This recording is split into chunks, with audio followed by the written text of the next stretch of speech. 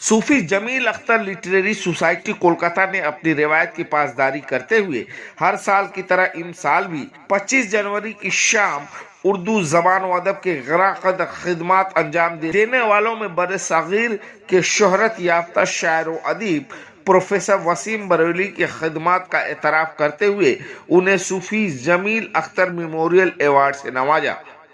सूफी Jameel Akhtar literary society Kolkata के रूह रवां फहीम अख्तर ने इस तरह की तकरीब को उर्दू जबान व अदब की फरोग का जीना बताया। अवार्ड याफ्ता शायर व अदीब प्रोफेसर वसीम बरेलवी ने कहा कि मैं आपकी मोहब्बतों का कद्र करता हूँ। खिदमात का एतराफ़ कर लेने के बाद ये ज़रूरी हो जाता है कि सामने वाला अपनी जिम्मेदारियों को समझे और इसके लिए मज़ीद कोशिशें करे। मैं इसे बाईस से सादा समझता हूँ कि एक ऐसा अवार्ड जो 17 साल से और इल्म और अदब की दुनिया में जो लोग काम कर रहे हैं उनको 17 साल से अवार्ड से नवाजा जा रहा है। इसमें बड़ी बड़ी शख्सियत यहाँ शायद सबसे कमज़ोर हैसियत मेरी है जिसको आप लोग अवार्ड से नवाज रहे हैं। और मैं हमेशा ऐसे मौक़े पर यही गुजारिश करता हूँ कि अल्लाह से मिलकर दुआ कीजिए कि आपने जिस एजाज़ के लायक समझा हम उस एजाज़ के लायक हों और अपनी ज़िंदगी में आखिर तक जब तक सांस है जब तक ये कोशिश करते रहें कि जिस वजह से आप लोग नवाज रहे हैं, जिस वजह से आप लोग मोहब्बतें लुटा रहे हैं, जिस वजह से आप रिकगनाइज कर रहे हैं उसकी हमारी तमाम तर सलाहियतें इसमें रहें कि हम आगे और बेहतर कर सकें। इसको हम मंजिल न समझें बल्कि आगाज़ सफ़र समझें हर एजाज़ से। साहब, इस तरह के जो तकरीबात हैं और इस तरह के इदारे हैं उर्दू के तरवीज व असात में कितने मौसर साबित हो रहे हैं? इन सारे इदारों की खिदमत अपनी जगह है। मैं सबसे बड़ा इदारा जो है वो आपके घर को समझता हूँ।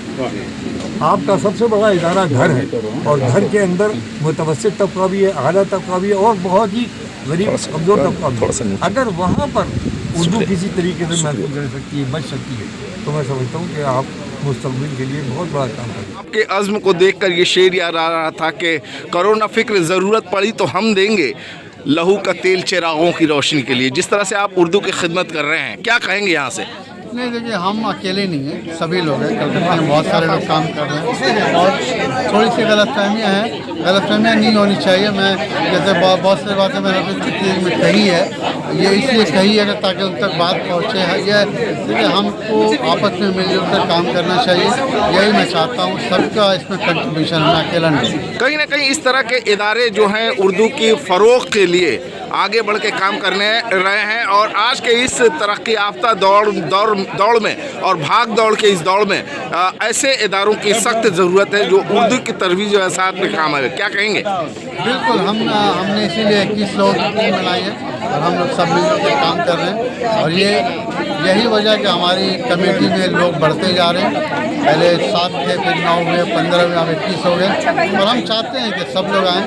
ये एक ख़ानदान है, इसमें हम बढ़े, उर्दू की खिदमत करें, सबसे आगे बढ़ें। पूरे अहले बंगाला से लोग कहीं ना कहीं वसीम बरेलवी के इस्तकबाल के लिए यहाँ मौजूद थे। क्या कहेंगे, किस तरह की खुशी महसूस हो रही है आपकी मेज़बानी? बहुत खुशी है। अहले कलकत्ता का एक बार फिर एहसान मेरे ऊपर, मैं उनके एहसान फिर बहुत बहुत शुक्रिया अदा करता हूँ। चाहता हूँ कि अहले कलकत्ता इसी तरह हमारे साथ जुड़े रहें, हम आगे बढ़ते रहें। सूफी जमील अख्तर लिटरेरी सोसाइटी का अगला पड़ाव क्या होगा सर? देखिए, हमारे छोटे छोटे प्रोजेक्ट चलते रहते हैं। हम जैसे बताया कि हमने कॉन्वेंट स्कूल को रब्ता किया है ताकि वहाँ टीचर दें और उर्दू पढ़ाने का इंतज़ाम करें, तो इंशाअल्लाह हम करेंगे और आपको इतला देंगे। ओके, बहुत बहुत शुक्रिया। सोशल मीडिया के अकाउंट से ये आरोप लगाया गया है कि ये जो प्रोग्राम किया जाता है सूफी जमील अख्तर लिटरेरी सोसाइटी द्वारा वो ज़कात के पैसे से किया जाता है, इस पर क्या आप कहेंगे? मैं जिन लोगों ने इस तरह की बातें कही, मैं कहूँगा कि वो बेचारे नादान हैं, मासूम हैं और एक छोटे से पिंजरे में, जहन के पिंजरे में बंद रहते हैं जो हकीकत को नहीं जानते हैं। और फहीम अख्तर साहब अपने ज़ाती खर्च से तमाम अखराजात को अदा करते हैं और जिन लोगों ने भी इस तरह के इल्ज़ाम को लगाया फेक आईडी के जरिए, ये लफ्ज़ फेक ही बता दे रहा है कि वो कितने फेक हैं और किस तरह से हमारे प्रोग्राम की कामयाबी से इंतशार और इस्तराब का शिकार होकर इस तरह के गलीज़ हरकत के मुर्तकिब हुए। सबसे पहले तो मैं ये सूफी जमील अख्तर सोसाइटी को मुबारकबाद दूंगा कि एक नहायत ही कामयाब और पुररौनक उन्होंने प्रोग्राम का इनेकाद किया और फिर उनका इंतखाब बहुत खूब था। اور یہ انتخاب ہر ادبی شعری تنقید کے میزان پر اور ادبی بصیرت پر مبنی تھا. یقیناً وسیم بریلوی اس انعام کے صحیح حقدار تھے، اور جب ہم کسی بڑے شاعر کو یا سچے تخلیق کار کو کسی چیز سے نوازتے ہیں، کوئی ایوارڈ دیتے ہیں، تو دراصل ہم اپنے وجود پر اعتماد قائم کرنا چاہتے ہیں، اپنے آپ کو ثابت کرنا چاہتے ہیں.